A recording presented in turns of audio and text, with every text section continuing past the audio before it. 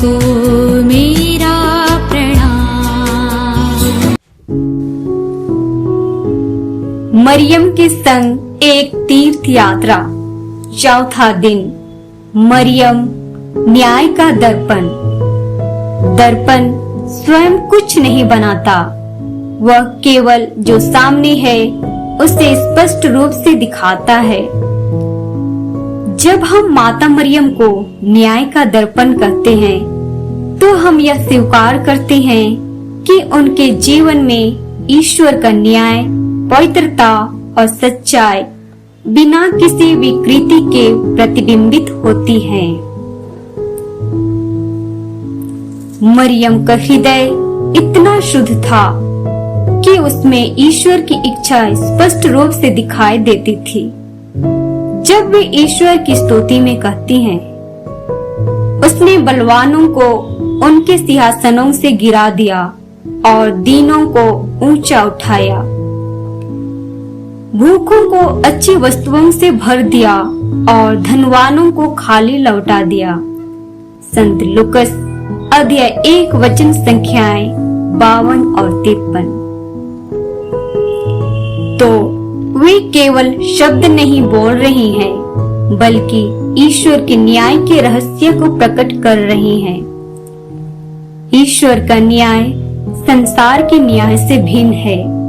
संसार में शक्ति, धन और प्रतिष्ठा को महत्व दिया जाता है, लेकिन ईश्वर विनम्र, दीन और भूखों को ऊंचा उठाता है। मरियम इस दिव्य न्याय का जीवित प्रतिबिंब है। उनका जीवन हमें चुनौती देता है। क्या हम अपने जीवन में ईश्वर के न्याय को दर्शाते हैं? क्या हम सच्चाई, ईमानदारी और धर्म में चलते हैं, या हम अपने लाभ के लिए समझौता करते हैं? सच्ची घटना। फ्रांस की एक ट्रेन यात्रा में छात्रों का एक समूह एक वृद्ध यात्री से मिला। वह वृद्ध शांत स्वभाव से रोजरी माला जप रहा था। कुछ नास्तिक छात्र उसका मजाक उड़ाने के लिए उसे प्रश्नों से चोट पहुंचाने लगे, लेकिन उस वृद्ध ने धैर्य और शांति से उत्तर दिया।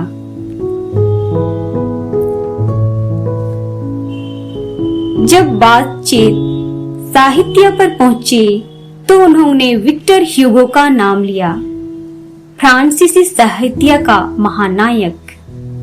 वृद्ध ने मुस्कुराकर कहा, आपने मुझे एक बात नहीं बताई। वह मरियम का सच्चा भक्त भी था। छात्रों ने पूछा, आपको यह कैसा पता?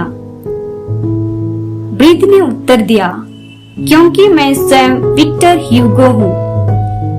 क्या मुझे, जिसने आपके सामने माला जपी, कोई और प्रमाण देना चाहिए? दोस्तों, याद रखिए, सच्चा महान व्यक्ति वही है जो अपने विश्वास को जीवन की हर परिस्थिति में जीता है। प्रार्थना। हे न्याय के दर्पण माता मरियम, मेरे हृदय को शुद्ध कीजिए ताकि उसमें ईश्वर की सच्चाई प्रतिबिंबित हो सके। मुझे शक्ति दीजिए कि मैं हर परिस्थिति में न्याय और धर्म का मार्ग चुन सकूं। मुझे ऐसा जीवन जीने की कृपा दीजिए जो दूसरों के लिए प्रकाश बने। आमीन। कोटि कोटि प्रणाम, शत शत